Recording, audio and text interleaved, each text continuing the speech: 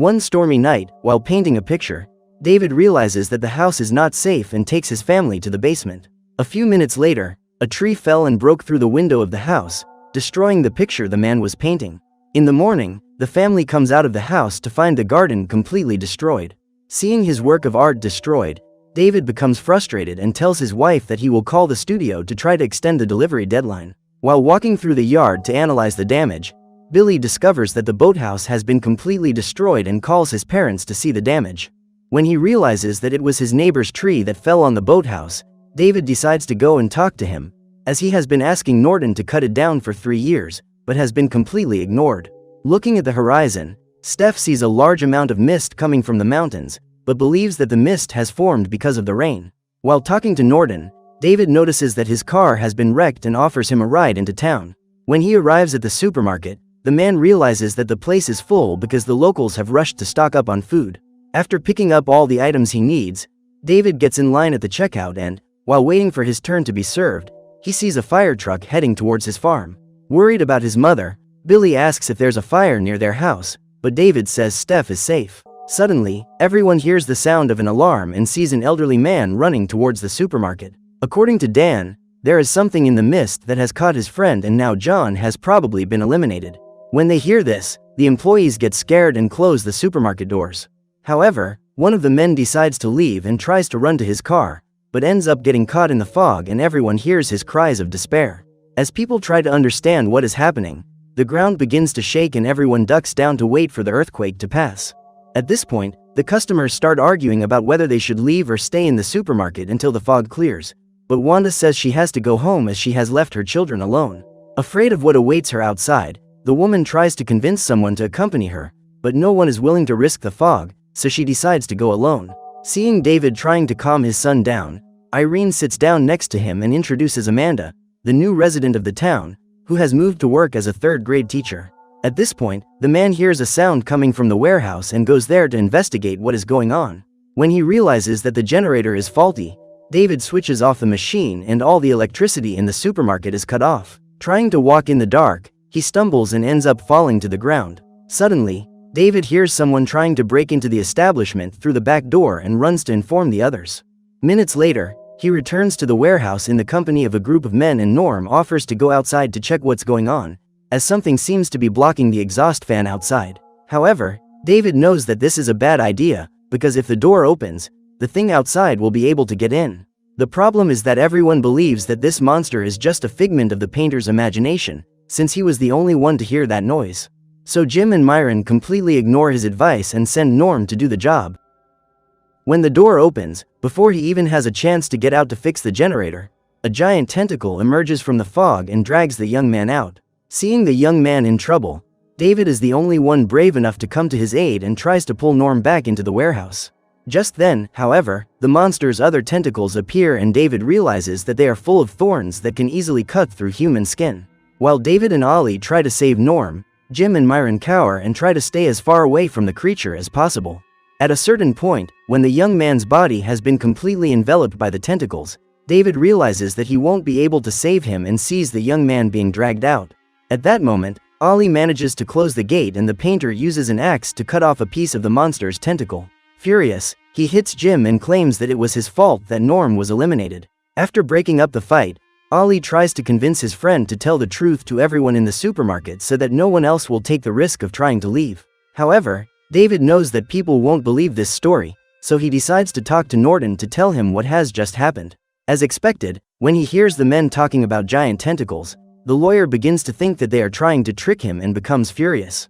In an attempt to prove that he is telling the truth, David asks his neighbor to accompany him to the warehouse to see the piece that was torn from the tentacle, but Norton refuses. At that moment, Ollie decides to reveal to everyone what has happened and asks everyone to gather in the hallway to hear what David has to say. While Billy is under Amanda's care, David reveals that he went to the warehouse in the company of 4 other men, but one of them ended up being attacked while trying to get out to fix the generator and was eliminated by something hiding in the mist. As weird and fanciful as this story seems, Bud decides to accompany the group to the warehouse and, when he sees the tip of the monster's tentacle melt right in front of him, he realizes that the team is telling the truth. When they become aware of the situation, the customers band together to build barricades in front of the door and reinforce the glass so that the monsters can't break in. While the others work, Mrs. Carmody hides in the bathroom to pray, because in moments of despair she always finds reassurance in talking to God. Suddenly, Amanda enters the bathroom and, hearing someone approaching, the woman interrupts her prayer and gets up to leave. When she realizes that Carmody is trying to disguise her fear and desperation, Amanda tells her that she doesn't need to be ashamed and politely offers to listen to her if the woman needs someone to talk to. However, instead of responding with the same warmth, Carmody can't swallow her pride and says she doesn't need the friendship of someone like Amanda. At this point, Carmody decides to join the others in announcing the arrival of God and says that there is still time for everyone to repent of their sins. The woman is convinced that what is happening is nothing more than biblical prophecy being fulfilled and that she will soon be at God's side in heaven. When she hears Carmody announcing the arrival of the end times, Amanda is furious and slaps her. After the attack, Carmody continues what she was saying and says that a new creature will appear that night to seek out more victims. Despite wondering about Carmody's mental health, everyone knows that there is a good chance that the monster will return in search of new prey at dusk, so they decide to prepare. At this point, Dan asks Bud if there are any guns hidden in the supermarket, but the manager says there aren't. Overhearing the conversation, Mr. Cornell offers to go outside and get the shotgun that is stored inside his truck. However, David says that this is not a good idea and Amanda reveals that she has a revolver with some bullets in her handbag. A few years ago, Ollie practiced target shooting and became a state champion, so Amanda decides to leave his gun with him. After talking to some customers who were also trapped in the supermarket against their will, Norton manages to convince them that there is nothing supernatural or biblical about what is happening and leads a group of men who are determined to get out to face whatever is waiting for them outside. The lawyer believes that the only way to survive the fog is to go out and seek help, so when he realizes that his neighbor is unwilling to reconsider this idea, David asks him to tie a rope around his waist. The idea is for the survivors to know if Norton has managed to advance more than 100 meters, as this is an indication that the creatures are not around. However, Norton refuses to cooperate, so Morales decides to do it instead, as he plans to go out and get the shotgun from Cornell's truck. After leaving, the lawyer and his allies walk towards the city center while Morales goes out to look for the vehicle.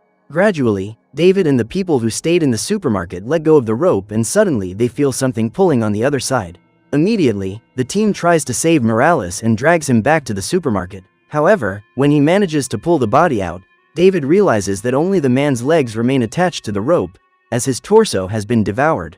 Desperate, Bud orders the painter to close the door and, with the help of Jim and Myron, David installs emergency lights in the supermarket in case anything gets in there in the middle of the night. In the midst of the ration packets being used to protect the door, the survivors left some holes so that they could keep an eye on the movement going on outside. Suddenly, in the late afternoon, while eating his dinner, Dan is surprised by the attack of a giant insect and is startled when the creature lands on the glass. Then other creatures like that one appear and Carmody is amazed to see the size of their stingers. While everyone is absent-mindedly observing the morphology of these insects, other, even scarier creatures appear and start breaking the glass. Ollie quickly realizes that the monsters are attracted to light and orders all the lamps to be switched off. However, the strategy is not applied in time and the monsters manage to break the glass. Seeing the insects invading the store, Amanda picks up a plow to defend herself and eliminates the animals trying to get close to her. At that moment, Sally is also attacked and bitten on the neck. When he realizes that the young woman is injured, Wayne rushes to help, but Sally's body collapses and her neck swells up so that she can no longer breathe. Knowing that these monsters are attracted to light, David has the idea of setting fire to a mop to set them on fire. While he's trying to light the flame, Ollie runs after the giant bat with his revolver in hand, but he can't shoot the moving creature. Trying to imitate David, Joe sets fire to the mop, but can't control the flames and they begin to spread throughout the supermarket. While the man is trying to put out the fire that has spread to his clothes, David strikes one of the bats and manages to eliminate it before the flames on its body cause any more damage. When a giant insect lands on Mrs. Carmody's body, she decides not to react because she wants God's will to come true. However, instead of biting her, the creature decides to leave the woman alone and flies away. At this point, Ollie finally manages to hit one of the bats with his shot and the animal tries to crawl out of the store, but ends up being eliminated during its escape. Once part of the monsters have been eliminated and the rest have left, some survivors begin to believe that Carmody is more than just a crazy woman, as her prophecy has been fulfilled. The woman had said that these creatures would appear in the middle of the night to eliminate more people and everything happened exactly as she had predicted. That night, despite receiving all possible care, Joe gets worse and asks David to put him out of his misery. Since his body was set on fire, the man has been in severe pain and has no hope of surviving, as he won't be able to get to hospital in the next few hours. His plan is to use Ollie's gun to put an end to everything, but David manages to convince him to hold out a little longer and promises that he will find a way to get antibiotics for him, to help him endure the pain. The young man will also need painkillers, so David begins to think of a plan to get to the pharmacy. Just then, Amanda appears to break the sad news and reveals that Hattie lost her life after taking all the medication in her bag in one go. After helping Amanda hide the woman's body, the painter says he can fit 8 people in his Jeep. After getting the medicine Joe needs, he plans to head south to try to get out of the fog. Before leaving on his mission to find the drugs, David gives Amanda the keys to his car and asks her to look after Billy in case he can't get back. In the company of Ollie and other trusted men, the painter prepares to leave and says that, if all goes well, he and his team will be back soon. However, Mrs. Carmody says that this is a bad idea, as they will end up attracting the attention of the monsters to the supermarket. Determined to convince the others to join her, Carmody starts spreading fear, but Irene throws an object at her head to try to make her stop talking and the two start fighting. After helping them to calm down, David gathers more members into his group and they all walk in single file to the pharmacy. When they get there, they find the door open and begin to wonder if a monster has gotten in. While their allies search the place to make sure there are no monsters around, David and Ollie look for medicine together with Mrs. Irene and fill the bags with painkillers and antibiotics. Suddenly, Dan hears a strange noise and starts hurrying his colleagues, as they need to get back to the supermarket as soon as possible. When he points the flashlight at the ceiling, Jim realizes that the place is full of spider webs where dozens of human bodies are trapped. Just then, Jim is struck by one of the victims, who unwittingly uses his claws to pierce his shoulder.